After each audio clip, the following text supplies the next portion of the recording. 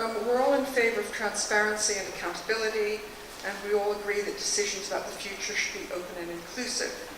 However, we've agreed that there's also a serious democratic deficit in the decision-making process. And as one of the local residents in Cambridge, I've become aware that there are people who are making plans for Cambridge's Market Square. Now I wonder who selected those people and how they are accountable to the public. For example, I've heard that there are plans for nighttime activities on the Market Square. My question is, who will protect, preserve and enhance the full functioning of our precious 7-day-a-week daytime market in the face of any other interests in this public space? Thank you, Val. And my question is connected in a way, because I think that we're thinking about pressures in our city of the growth, and we're thinking about the streets and places like the market, but also our green spaces are under huge pressure. And it seems to me that to some people they are just seen as empty spaces. But from thinking about what Barbara said about the importance of green space for health, these spaces are quite small, and the pressure that they're under is for things like more play. We're awash with 106 money, so there's huge pressure to put more things like play equipment, public works of art like plastic cows, more cycleways, BMX tracks, climbing rocks, in all our parks and green spaces. And I think that they are precious as they are, and we need to they to me that are the thing that we do all share. So I'd like to know how do we protect them and make sure that they can still be used by everybody, just as green spaces. If I can pick up your point of green spaces, because I don't know enough day-to-day stuff on Cambridge to comment on the Market Square, other than to say that this business of public realm is really important, because there is a sort of constant urge to develop and to put built development and hard development into areas which ought to be being greened up and softened if we're going to have the benefits of green open space on health and well-being. And certainly, if there's lots and lots of 106 money, local groups ought to be pressing not for plastic cows and climbing frames, but for using that to interpret these open spaces, particularly for young people, and to allow them to enjoy them naturally. One of the things we're trying to popularise at the moment is called woodland bathing, and you don't have to take your clothes off, you just have to walk in a wood and be helped to understand the feeling of benefit and well-being that you're getting from doing that, and also perhaps somebody telling you a bit about the species that you're seeing, the butterflies, the plants, the birds, whatever, so that your interest is taken up with what the intrinsic value of these green open spaces is, which is the greenness and the biodiversity and the wildness, not the plastic cows. So let's make a bid for 106 money for natural things rather than artificial things. Thank you. I would agree with that. I'm sure that a lot of the people here would. I mean, certainly this is what we're hearing from residents, is that they do really value these spaces as they are. And it isn't them who are choosing the plastic cows and the climbing rocks. They are being foisted on us, basically, by us compensation. I mean, basically, it's a double whammy for residents, because we lose green spaces and open spaces to development, and then the developers pay their 106 money, and we get all this stuff thrown on what is left of our precious green space. So, as I say, I think a lot of residents do feel that this is a double whammy. It isn't what they want, but how do we fight it? Okay, Daniel. Well, let me try the difficult one in that case, which is how do you resolve different views? Because the plastic cows won't be with us forever, incidentally. But there are competing demands on space all the time. Yeah. And one of the things we've got to do is try and make sure that we balance the different views and different interests. And the answer to that is have a good, vibrant local democracy. And I actually think in Cambridge we are quite fortunate. I think we do have annual elections, which is good. Don't have them everywhere. And I think a lot of residents do get to talk to their representatives on a regular basis. So I'd say that is the answer to the question. But I would say, in defence of some of the initiatives, that there are people with families who want play equipment in their areas. And so we've got to get that balance right. We won't always agree on that, but that's in the nature of democracy. But in terms of green spaces, of course, this is a city that desperately needs to retain its green spaces. And I totally agree that I've described this in Parliament, the imbalance of power at the moment between developers and communities. And, I'm afraid that's down to national politics. I'm afraid hasn't always gone the way I would want it in terms of national elections in the last few years, with some of the deregulation and the binning by Pickles and Co. of what was so-called, all that red tape, where it was the red tape actually that was defending the communities. So I think we need to shift that balance back in favour of communities. On the Market Square, strangely enough, I was meeting the Chief Executive of the City Council today, and funny enough, I raised that very exact point. So and I asked the same question that you're asking. I'm sure Katie will be able to say a bit more about it, but my understanding is that no decisions have been made, that consultations will happen, and in Cambridge when consultations happen, people respond in droves, in my experience. But I would also say about the Market Square that I think we need to have a big conversation about the centre of our city, because I think there is so much more that can be done with it. But the thing that slightly worried me about the conversation with the council's chief exec was at the moment, we are not overflowing with resources. And if we're going to do something in the centre of our city, we are going to need the funds. And that goes back to the slide that Robin showed a little while ago, that even cities like ours are being starved of resources by central government, and at the same time not given the powers to raise resources that I suspect if we had it under a democratic mandate, we would be able to do. We've got a fundamental problem in this country. Our local government structures, frankly, are a mess. When you were talking about a directly elected mayor, Robin, I suspect there were one or two shivers went round down this room without being unkind.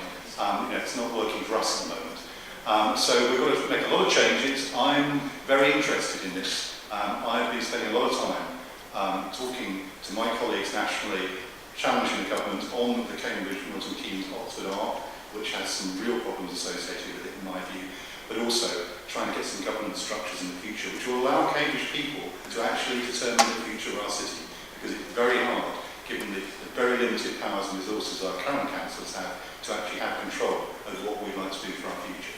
Katie is the lead councillor for Streets and Open Spaces, so... Yes. So I was elected in May, and I'm really enjoying being the lead councillor for Streets and Open Spaces, and I'm sure if not successful, someone else can be elected next year.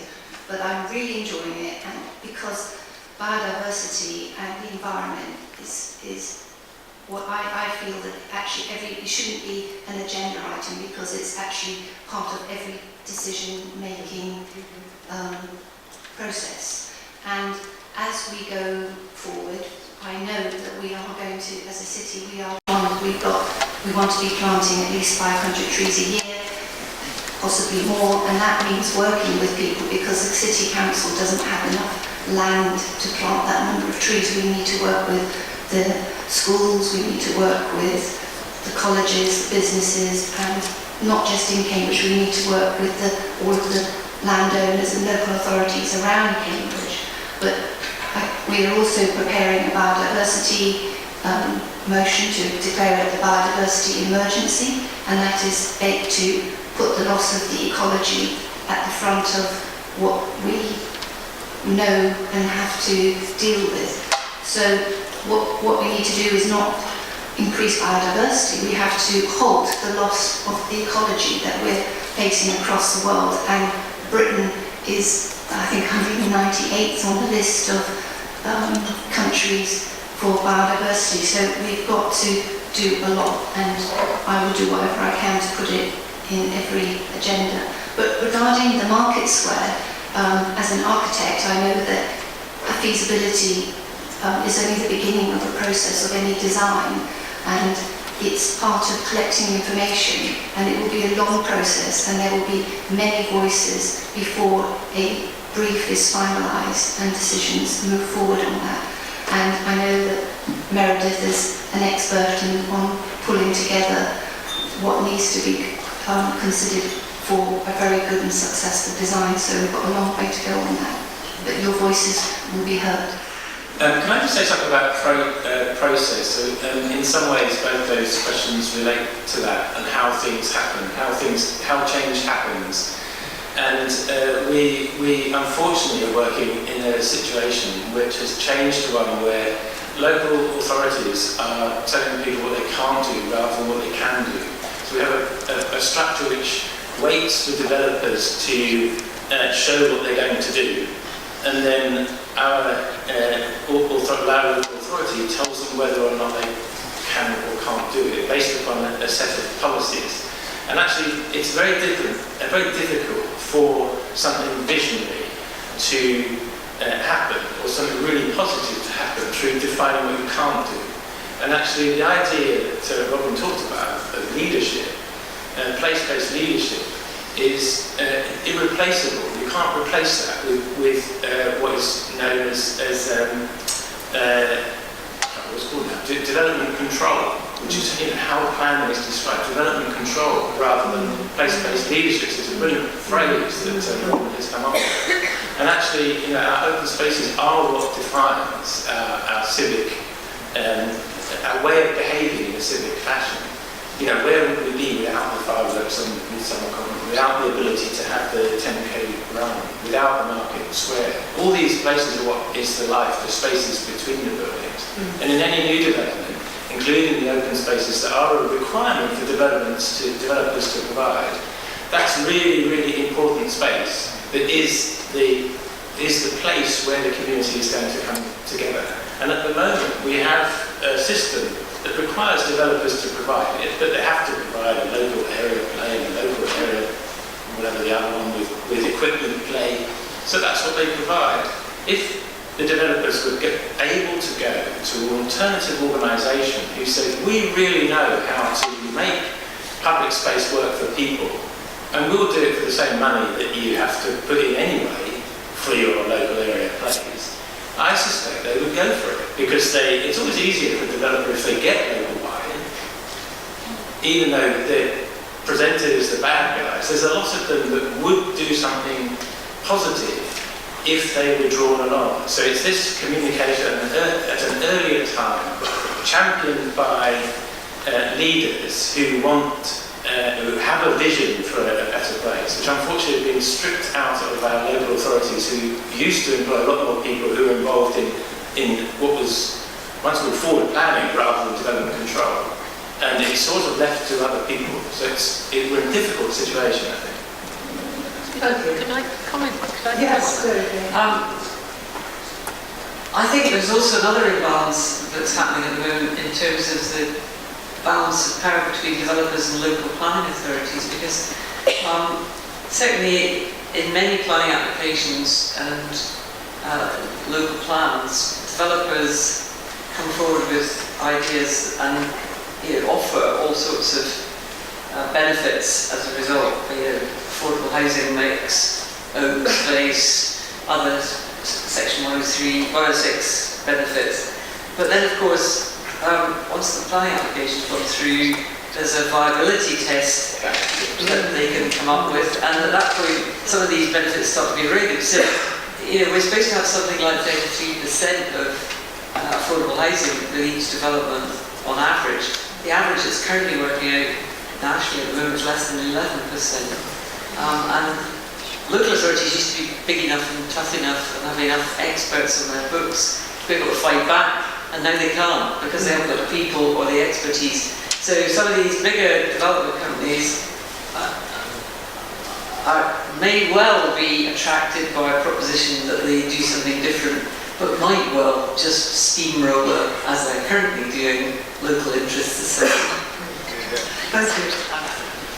And finally on this one, I just want to put your city in its historical and landscape context. I was shocked to hear the idea that there's 106 money sloshing around and people are looking to scheme to spend it on it.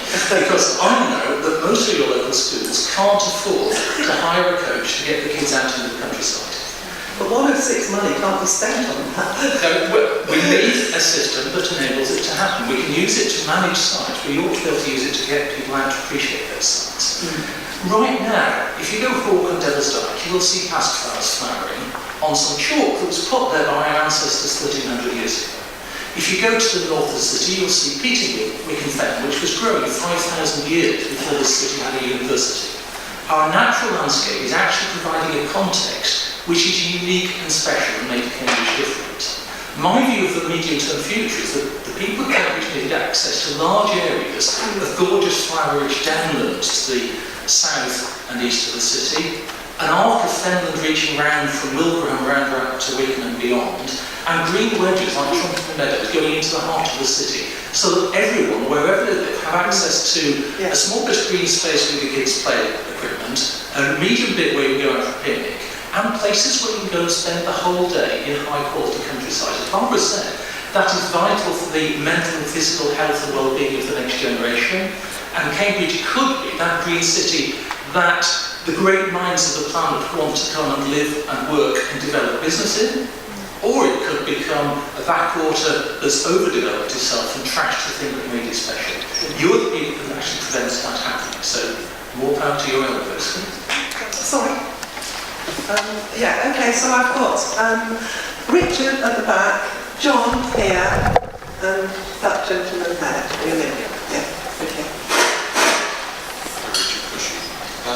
I think that the thing that's missing on the planning is actually the university and colleges. The university is 800 years old and makes long-term plans. They came out of the monasteries. We still have the buildings there in terms of places like the cathedral and that, which were built by people with vision. The university has got a tremendous amount of property in the centre of the city, and the idea that we're discussing the market square and such like, without discussing the long-term plans of the university and what it's thinking about in terms of those buildings, I think is wrong. And I would ask, how are we going to engage with the university directly? Because doing it through our elected representatives, I don't think it's working. Thank you. Okay, and John? I think it's true to say that Cambridge is overheating. The so-called growth agenda is, I think, unsustainable. Some of the pressure could be taken off the city if the city had a less selfish attitude about attracting resources to itself and thought in terms of what small towns and villages outside the city need. When you consider that we are within 25 miles of Wisbech, which is one of the most deprived towns in Europe, and Soham and March and such places, I wonder whether it's not it would be in the interests of Cambridge if more resources were allocated to the development of some of these rural communities. Okay, thank you.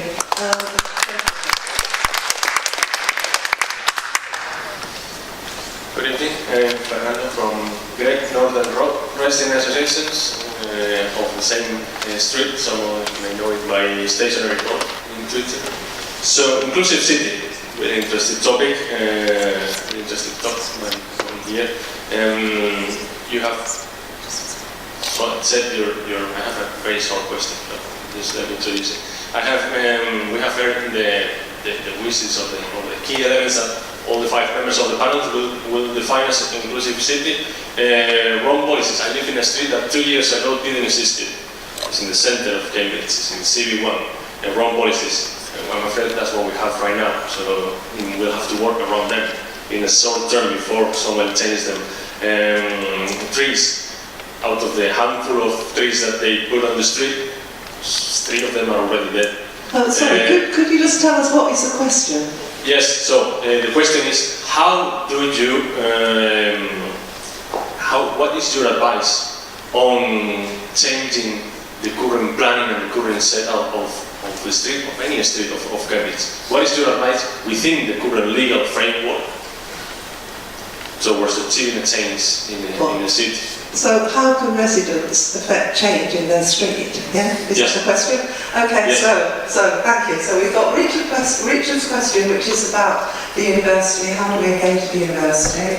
John's question, which is about Cambridge sharing resources with the places that are a bit further away and that are far more deprived than we are here.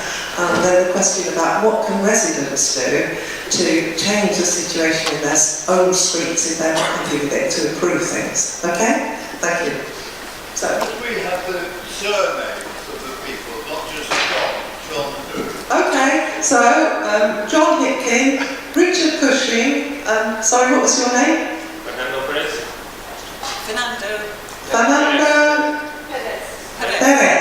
Okay, thank you. Okay, so who would like to start on that one? On those three, sorry. Do you want me to start again? Yes. Okay. Dealing with university and colleges. Well, that's been a long question for a long, long time, hasn't it? And I think it's a particular issue for our city which makes it different from others. How you engage. And of course, the colleges are very different from a university. And I spent quite a lot of my time, in fact, I spent a lot of my time trying to work out where the power lies in this city. I'm still waiting to meet all the bursars. But it's not easy. I think there has been a period of time, I know Greater Cambridge Partnership isn't necessarily a popular term in here, but there was a real attempt to try and bring various groups in, including universities, both universities. When we had a local enterprise partnership before the combined authority, there was a period when I think that was working quite well, but that a lot of those relationships were soured by what I thought was a destructive attack on that, but that's past history. There's a power imbalance in the city, I would say, and it's not easy. I haven't got the answer to it, but I think the only way of doing it is by engagement between the various partners. And my sense is that from some colleges there is a willingness to do it, but not all. I can do like that. On the John, well, we've had many discussions about this over the years, haven't we? I actually think the Cambridge and Peter Independent Economic Review, which many of you will be familiar with, and some of the work that Matthew Bullock has been doing and so on, does point to some of these things. You only got to look back to Campbell to see how not to do it. You know, build a new development and don't put a transport route in, and then wonder why 10, 15 years later we've got an almighty difficult discussion about how you solve it. You know, we can see how not to do it. Do I think that international investors are going to want to put their jobs in Soham? I'm not convinced. We can even see clustering, frankly, around CB1 at the moment, although CB1, I'm looking at Frank here, is not exactly one of our happiest success stories, and it goes back to some of the points we made earlier about what we were promised and what we finally got. So don't start me on that. But yes, there may be opportunities to put some of the development elsewhere, but you've got to have the good transport routes in, and we know that a lot of that is quite controversial and not easy. And then finally on the Great North Road, I have sympathy. Part of the CB1 failure, in my view. I think you and I have been in correspondence with others. I think there will be change. It's an example, I'm afraid, in our modern society of a fractured approach to how our cities work. Trying to work out who owns what at the station is a constant battle. I see Abellio, who is a station operator frequently. They pass the buck to Grosvenor, etc., etc. But a lot of this goes back to the basic points that were made right at the beginning, is that we need stronger powers for our democratically elected representatives to protect, to defend and design our city. And that is not what we have at the moment. So that's why we're left with this kind of feeling of hopelessness when we see this stuff going on around us. Because it's not for want of trying by councillors and councils over time, but we have seen the powers denuded, and I'm afraid that's not just the current government, this goes back quite a long time. And I think the time is right to change that, and that's what I and others will try and do in the future. Thank you. Okay, Katie. I just want to pick up on one of the points, and it's about Great Northern Road and the problems there. And I think that this is part of what we need to do is enable residents to have the tools to understand the planning process. Not just residents, I think the elected members also need to have the tools, and I think that we need to provide more training for the members on the planning committee, ward councillors, and also any residents who are interested in this. I think we also need to look at when decisions go against the planning authority and when developers choose to go to appeal, when we need to understand when appeals are dismissed, because actually quite a lot of them are dismissed in Cambridge. We need to understand why they're dismissed and when they're not, just as part of our tools. And I also think that we should try and enable post-occupancy surveys to be carried out in major developments or in housing. And ideally that would be something that we would be part of a planning approval, so that the developers, we could withhold set aside some money from developers so that they pay for that. Because I think it would be very interesting if that was carried out in Great Northern Street, but in other places in Trumpington, there are problems with the quality of some of the built fabric, and I like that. But also, I think that when applications are considered, I think it's important to recognise the setting of the place, and we need to ensure that the places around the development are not made worse, whether it's traffic or noise or shading. And there are so many places that have got worse. I know in Great Shelford Road in Cambridge, the traffic is at a standstill now, morning and evening during rush hour, and it wasn't like that before. The residents had to put up with the congestion and pollution every day, and they shouldn't have to, and it's probably going to get worse with more development coming. Thank you. Could I just comment briefly on the issue of private rural communities around Cambridge? I sit on the select committee in the House of Lords on the Rural Economy Institute report in about 2 weeks' time. So what I'm going to tell you, I'm going to have to kill you afterwards, because I'm not technically allowed to talk about what our report's going to say. But one of the things we really identified was some strange statistics happening in rural communities, where economic development is really growing in many of them, providing the conditions can be made right for it. Because if you think about the kind of businesses that Cambridge specialises in, which is high-tech, digitally based, with good digital communications, they can be located all over the place, quite frankly. The idea that they've all got to be together is now a bit of a myth. But that needs to be associated with good digital communication in rural settlements, good transport systems so people can get into the city when they need to, and good quality support services like health and education, including further education.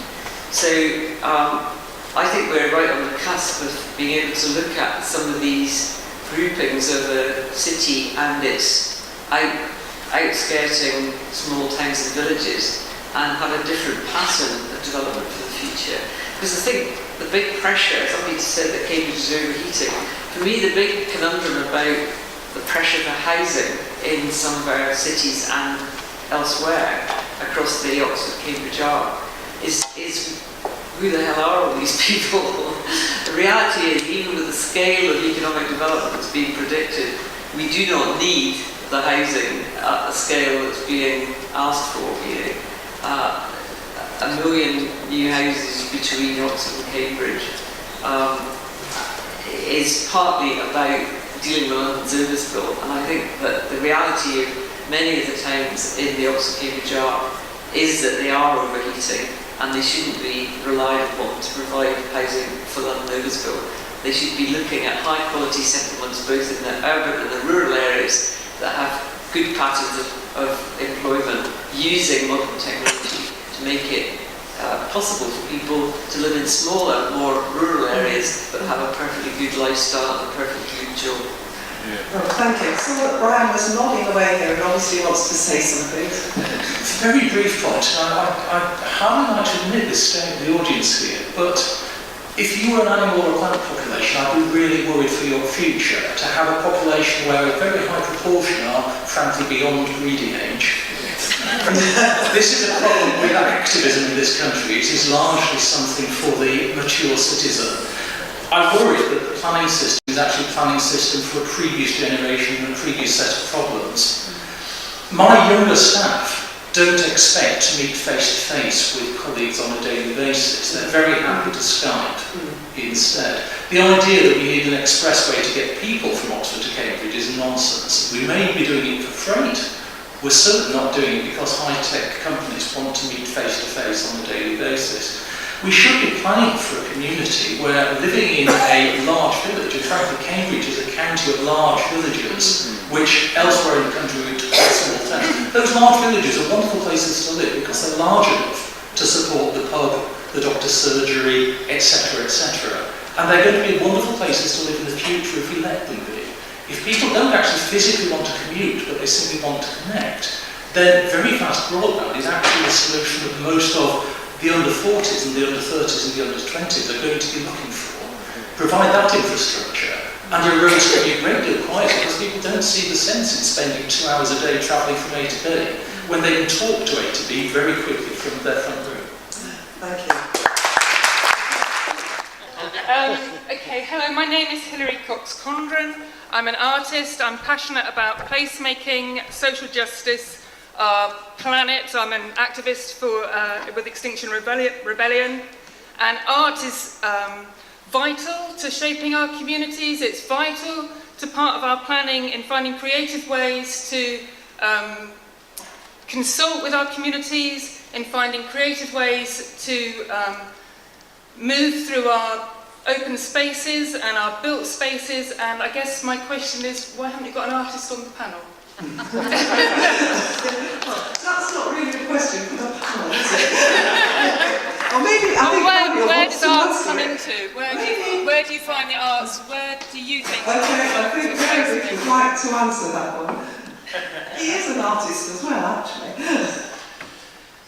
Well, I think you're making a point as an artist, and which is well made, but actually the idea, you're putting yourself as one particular kind of person that should be part of the process, and I understand why, but I think there's a hell of a lot of people with different things to put together. Can I just say I wasn't putting myself forward as a person, I was putting arts and culture as something that's really vital in building a community and in consulting and in finding identity. Well, I wholly agree with you, but I mean, I did a recent event at a place called Wolverton, which is a little town outside of Milton Keynes, and what astonished me was the breadth of engagement with people who all were themselves representing parts of their culture and the kind of arts of Wolverton. Yeah. So I think my answer to you is that yes, it's important, but only in the context of an awful lot of other elements being necessary to be included. Yeah, but I think that you're thinking that I'm just saying I'm an artist, so include me, whereas I'm talking about creativity, be it creative consultation and creativity and being able to visually share a history and be able to bring communities together through that creativity is really vital. I think artists and architects similarly are great facilitators. So if you get a group of people who all want to have their say, what an artist is able to do frequently is provide a structure and a way to discuss things which will result in an outcome. So, and that is engaging, I think, with wider culture through being facilitated by someone who is able to visualise it. So yes, I agree with you. Okay, thank you very much. I'm really sorry, I know that there's other people who've got questions, but we really haven't got any more time. We've got a few minutes where people can have a drink at the end, and I'm sure the panel will be here, and you can have a word with